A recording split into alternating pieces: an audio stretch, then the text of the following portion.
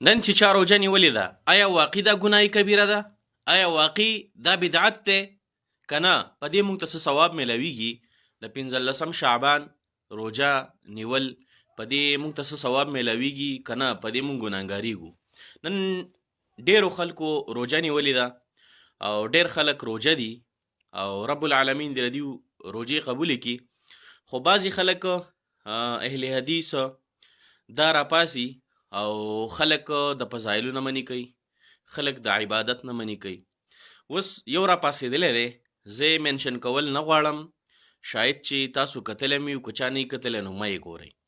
هغه وایي چې روژه په دې ورځ نیول ګناه کبیره ده.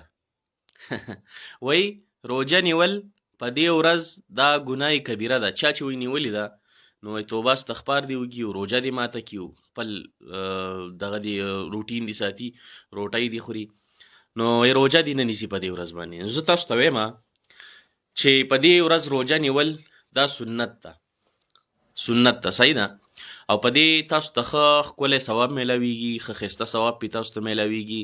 چا چې نیولې ده ډېر ښه کار یې کړی دی او د ثواب مستحق یې، د رسول الله صلی الله علیه وسلم په سنتو عمل کړی دی او ښه مطمئن اوسئ ستاسو روژه دا ښه صحیح روژه ده، تاسو نیولې ده، په دې به باقاعده رب العالمین تاسو ته ثواب درکوي.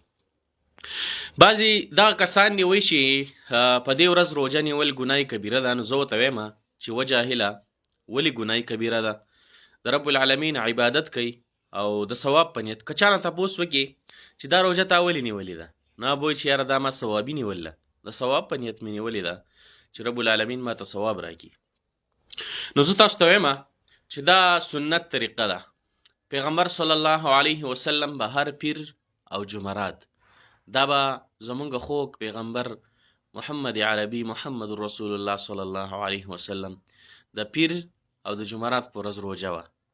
یو خو دا سنت ژوندی کو، بل لا ایام 20 کې راځي، نو تا چې نیولې ده نو دا ښایسته روژه ده او په سنتو عمل لیکلی دی.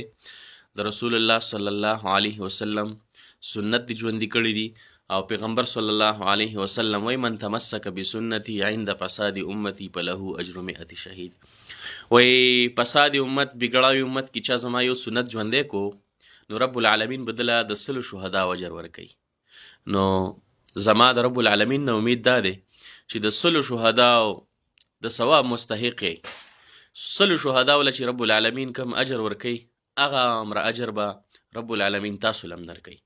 چا چې روژه نیولې ده، ښه ښکلې روژه م نیولې ده، ښایسته روژه م نیولې ده، د رسول الله صلی الله علیه وسلم په سنتو عمل کړی دی، وینیسئ او کوشش کوئ چې هر پیر جمعرات دا روژه نیسئ. او که تاسو داسې روژه نیسئ چې یاره موږ په سنتو عمل وشي نو هر پیر او جمعرات تاسو روژه نیسئ.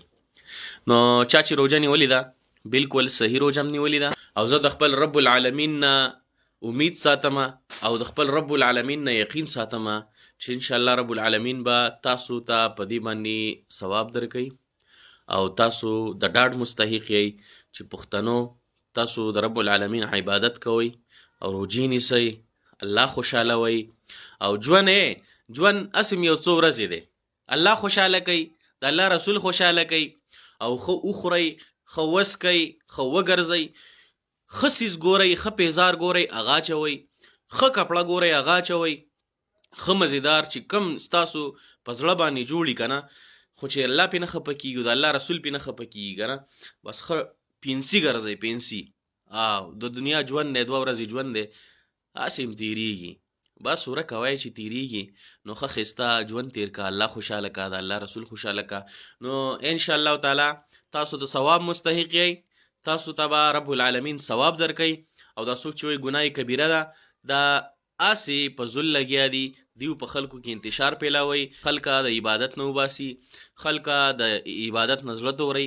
نو تاسو چې کوم دی، تاسو چې کومه روژه نیولې ده بالکل صحیح روژه م نیولې ده او د الله رب العالمین عبادت کوئ.